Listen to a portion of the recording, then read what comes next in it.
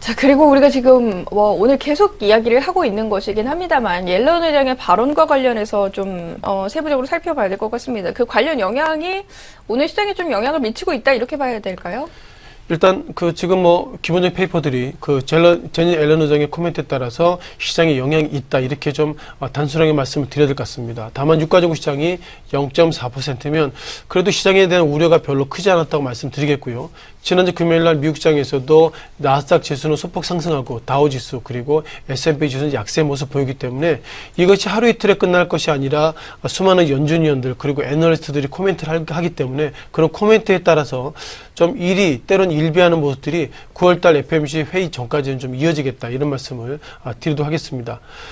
제닛 옐런 의장에 대한 코멘트를 다시 한번 드리는 걸 보면 그만큼 많은 참여자들이 결국 어떻게 해석하냐에 따라 시장에 대한 방향을 좀 정해야 될 것 같은데요.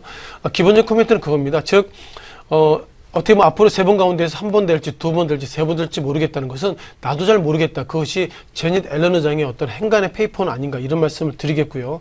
다만 월가에서는 기본적으로 이번에 9월달 FOMC 때 기준금리를 인상할 것입니다 하는 코멘트가 나오고 있습니다. 때론 9월달 금리 인상하지 않더라도 올 한 해 3번 중에 1번 할 것이다 이런 어떤 코멘트가 있는데 그것도 단정적인 표현이 아니고요. 인상할 수도 있다 이런 어떤 약간 좀 애매무시한 좀 표현이 있다고 말씀드리겠고요.